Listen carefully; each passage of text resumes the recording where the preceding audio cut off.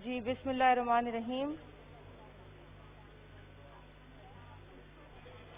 बहुत शुक्रिया deputy speaker साहब। मैं तकरीर को बाकायदा शुरू करने से पहले चंद एक चीज़ें ज़रूर यहाँ कहना मुनासिब समझती हूँ, जिसमें बिलखुसूस क्योंकि आज इस पार्लियामान के एक बहुत सीनियर पार्लियामेंटेरियन, एक सीजन्ड पार्लियामेंटेरियन और पाकिस्तान पीपल्स पार्टी के एक सीनियर लीडर जनाब खुर्शीद अहमद शाह साहब मौजूद नहीं हैं। उनकी गैर मौजूदगी को हम महसूस कर रहे हैं और इसी फोरम पर हम उनके साथ होने वाली ज़्यादतियों का जिक्र कर सकते हैं। जिस तरीके से खुर्शीद शाह साहब को विक्टिमाइज किया जा रहा है, यकीनन हुकूमत इस पर ना बात करती है ना वजाहत करती है, लेकिन बहैसियत ऑपोजिशन हम अपने साथी के लिए आवाज़ उठाते रहेंगे, उठाते रहे हैं और हम उम्मीद करते हैं कि पॉलिटिकल विक्टिमाइजेशन का ये सिलसिला ख़त्म हो, क्योंकि पाकिस्तान को बहुत सारे मसाइल दरपेश हैं।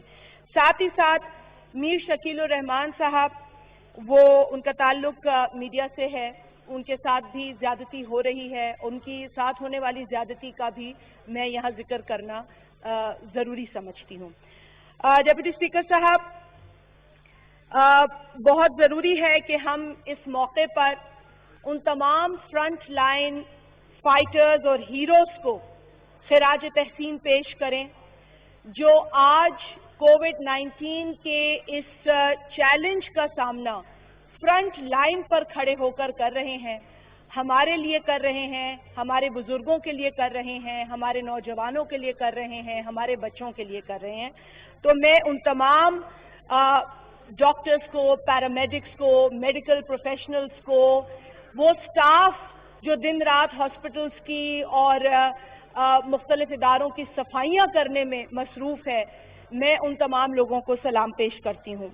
इस मौके पर मैं उन तमाम खानदानों के साथ हमदर्दी और दुख का इजहार करती हूँ जिन्होंने इस कोरोना वायरस की वजह से अपने प्यारों को खोया है, और साथ ही साथ मैं दुआगो हूँ, बल्कि हम सब दुआगो हैं कि वो तमाम लोग जो इस वक्त इस खतरनाक वायरस का शिकार हैं वो जल्द सेहतयाब हों।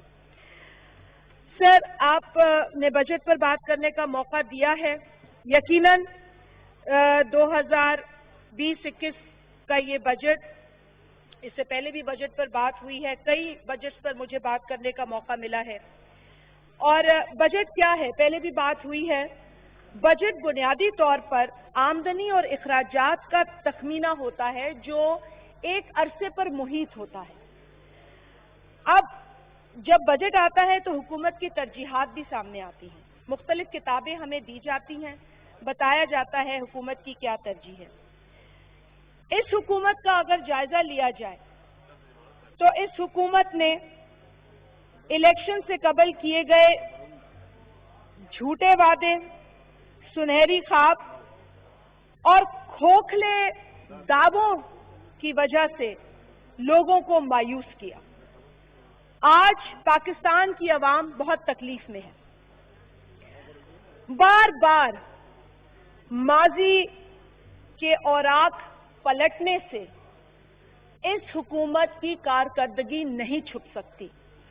बार बार ऑपोजिशन की तरफ उंगली उठाने से आवाम को रिलीफ नहीं मिल सकती। मुझे भी दुख होता है इस पार्लियामेंट में खड़े होकर जब मैं बिलो द बेल्ट गुफ्तगू सुनती हूँ, और यकीन जाने मैंने तो एक आध मर्तबा हुकूमती बेंचेस पे फाइज मिनिस्टर्स से ये दरख्वास्त भी की है कि वो हुकूमत में होकर बड़ेपन का मुजाहरा करें। वो अगर मिनिस्टर हैं तमाम लोग तो अपनी जिम्मेदारी को अपनी निशस्त पे बैठ जाएं और आपस में बातचीत ना करेंगे।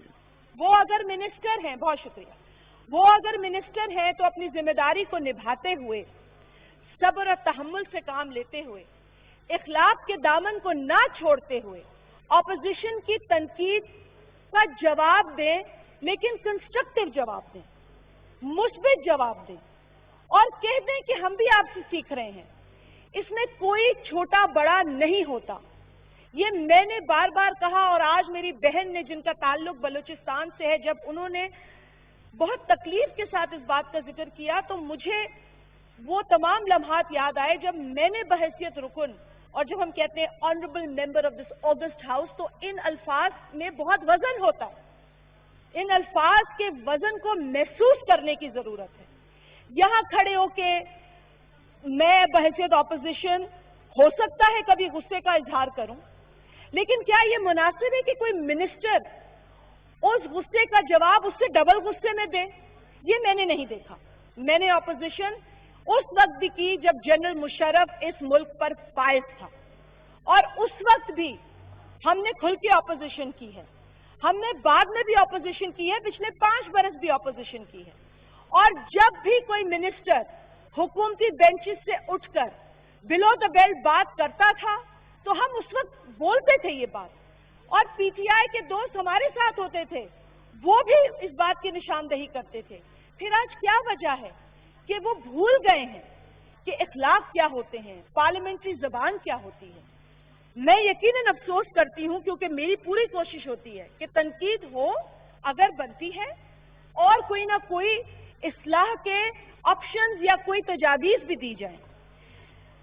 دیکھیں، اس حکومت نے صرف اس وقت کیا کیا ہے؟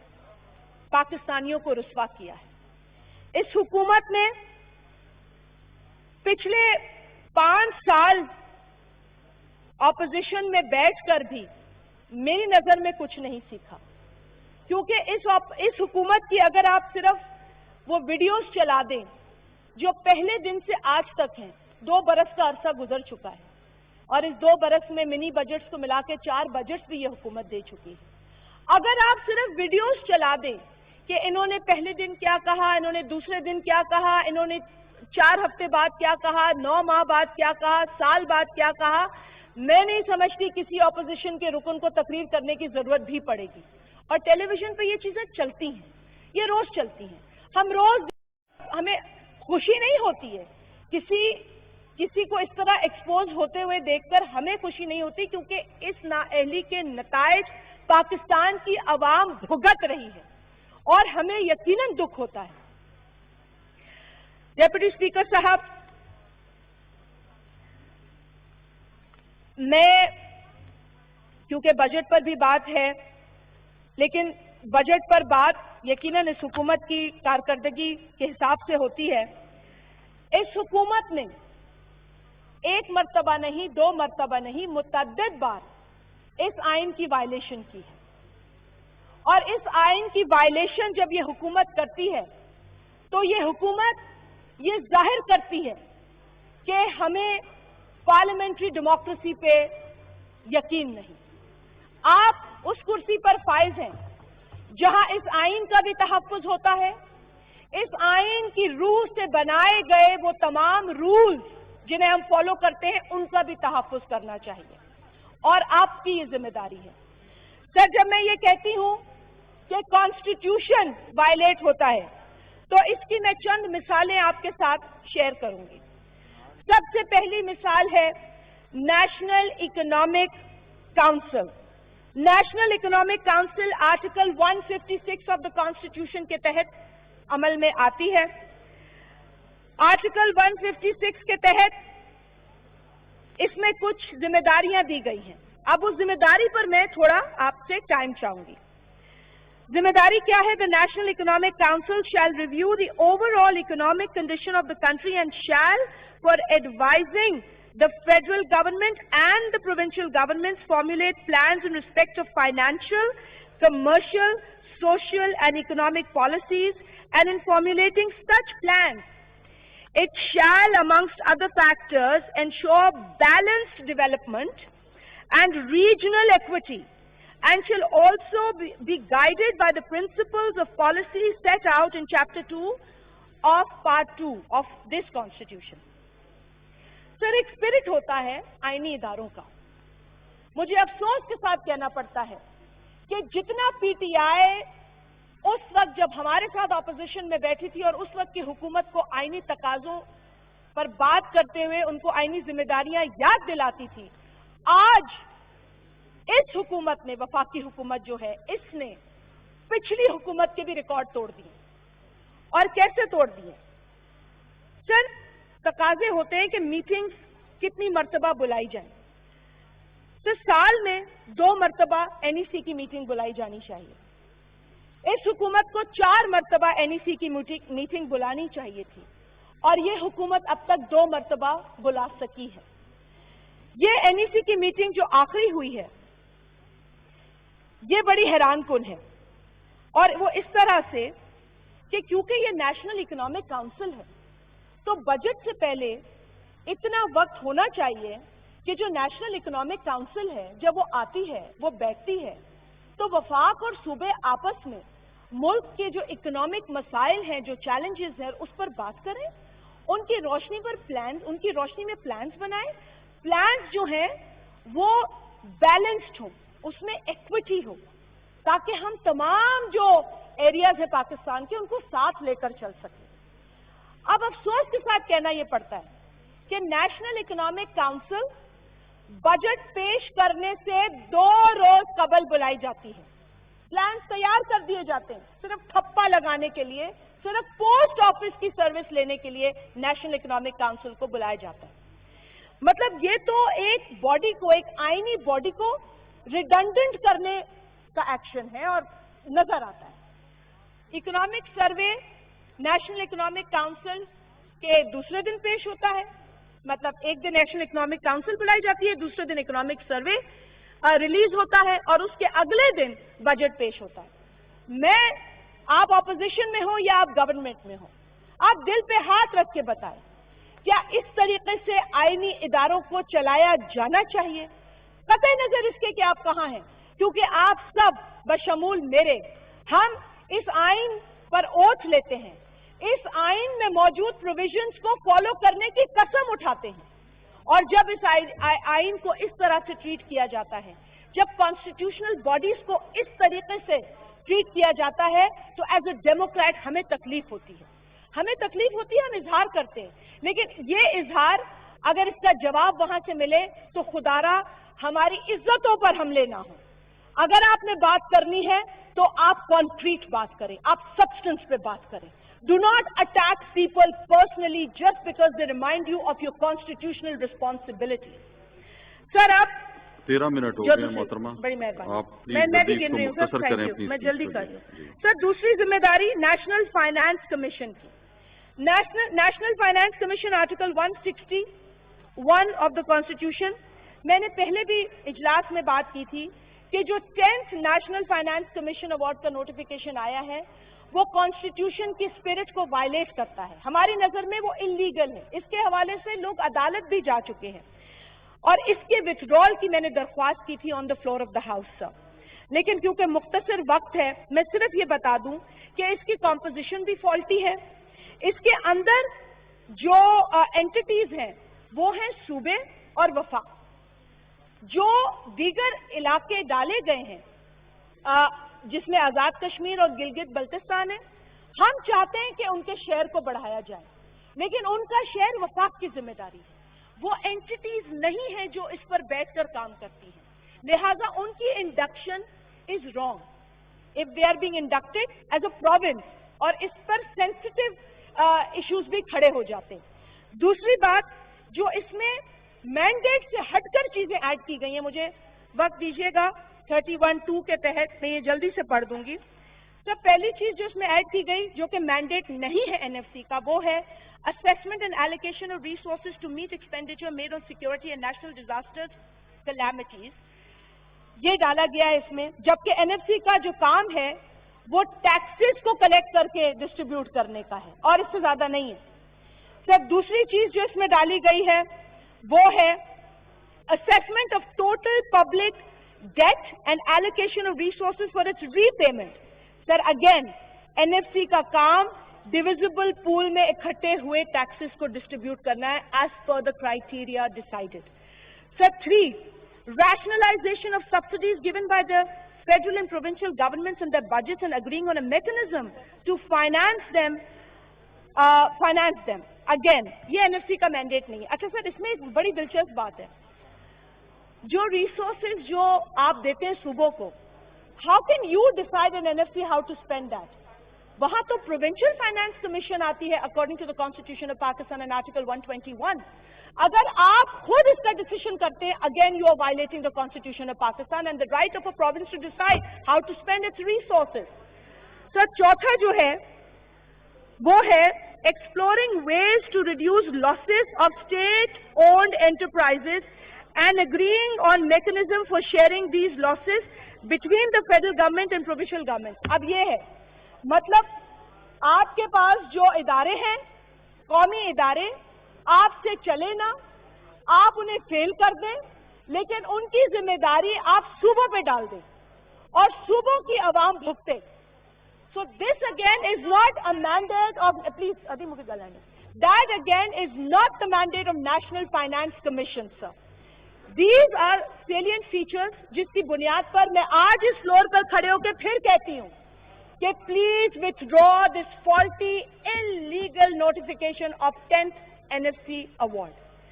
सर उसके अलावा मेरे यहाँ पे एक फाजिल मेंबर जिनका ताल्लुक गवर्नमेंट से है, उन्होंने अस्पतालों के बारे में बात की और इंटरेस्टिंगली मेरे पास कैबिनेट की वो मिनट्स मौजूद है जो फेडरल कैबिनेट ने उन हॉस्पिटल्स के बारे में डिसाइड किया था. उस डिसीजन के बाद उन्होंने 13 बिलियन का अमाउंट एलोकेट किया which we strongly believe is not the right way. Sir मैं आपको वो मिनट्स का डिसीजन पढ़ के सुना बस आप मुख्तसर कर दें इसलिए कि 16-17 मिनट हो गए हैं मोहतरमा. मैंने और लोगों को भी देने, आपका पहले ही जो है वो पार्टी का 1 घंटा ज्यादा हो चुका है, एक्सेस हो चुका है. मैं और दूसरी मुस्लिम लीग नून के तकरीबन 2 घंटे रहते हैं और उनके मेंबर अभी तक कम बोले हैं. पाकिस्तान तहरीक इंसाफ के जो है वो तकरीबन कोई 6 घंटे रहते हैं. थैंक यू जी. आप प्लीज 2 मिनट के अंदर मुख्तसरन बात कंप्लीट करें. बता दूं फिर मैं रिकमेंडेशन पे चली जाऊंगी. The Cabinet considered the summary dated 17 June 2009 submitted by National Health Services Regulation Division for transfer of hospital from provinces to federal government and decided, this is the Cabinet decision, government, please listen to this, whoever has still is confused about this, and decided in principle, quote unquote, hai, to hand over these hospitals to respective provincial governments with their mutual consent. A report in this regard with full justification, including current financial constraints of the federal government, will be submitted by National Health Services Regulation Division before the Supreme Court in order to avoid any adverse order of the Honorable Court. ये है आपकी अपनी वफाकी cabinet का decision. Contrary to this decision, you allocate funds for hospitals that you've given to the provinces, creating further confusion and doing something as usual against ethics and law. Sir, मैं आप मुझे फिर टाइम कम दे रहे हैं. Let me quickly run through the figures of growth, sir. मुझे please 5 minute दे दें. I request once again. Sir, इस government ने बहुत सारे तारीखी काम किए हैं. और तारीखी काम, क्योंकि आप मुझे जल्दी बात करें, इस हुकूमत के कुछ तारीखी काम है. तारीखी झूठ बोला, तारीखी कंफ्यूजन पैदा की, तारीखी महंगाई, तारीखी बेरोजगारी, तारीखी कर्जे और तारीख में पहली मर्तबा FBR की कलेक्शन. ये कभी भी नहीं हुआ. Please listen to this. This is important and it's not good for our country. पहली मर्तबा FBR ने अपने ही एस्टिमेट जो पिछले बरस के हैं उससे कम कलेक्ट किया है. This has never happened in the history of Pakistan. ये भी तारीखी है. सर, लोड शेडिंग की इंतहा कर दी, पेट्रोल की किल्लत की इंतहा कर दी, चीनी की चोरी की इंतहा कर दी, आटा इतना महंगा है कि आज हुकूमती अराकीन, मैं अप्रिशिएट करती हूं कि सच बोला उन्होंने कि आटा इतना महंगा है. सर, ये मसाइल कोविड नहीं लाया, ये मसाइल इस हुकूमत की अपनी नाकामी है, अपने फेलियर है. कोविड एक चैलेंज है, I agree. I am not going to disagree with that because we are very, very emotional and passionate about this issue of COVID. But you've never been serious about this.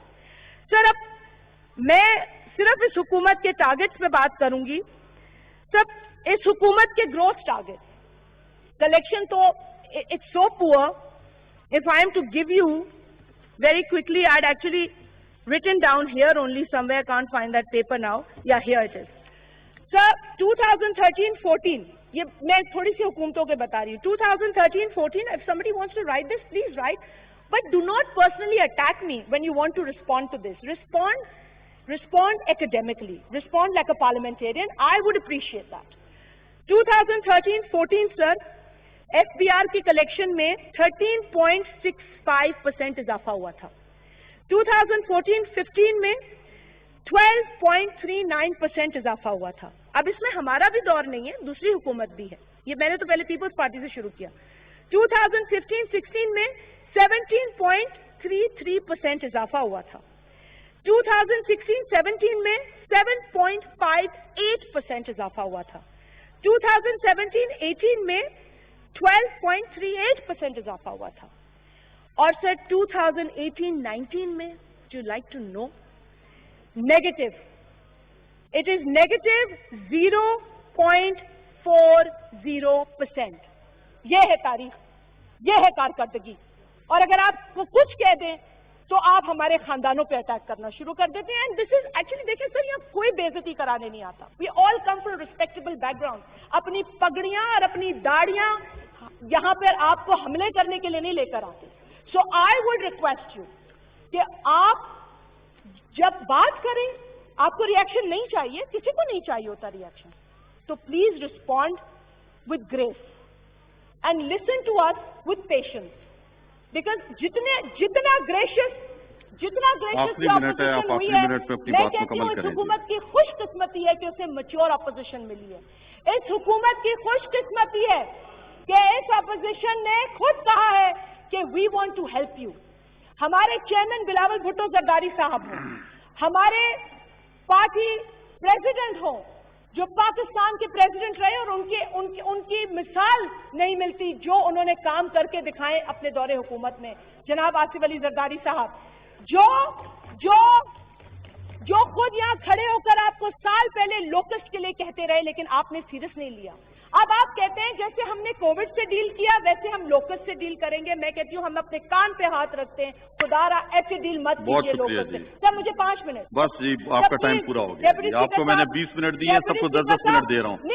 आपका time party का भी access हो चुका है. बहुत शुक्रिया जी, बहुत शुक्रिया जी. जनाब सरदार रियाज महमूद खान मजारी साहब, मरी साहब जी.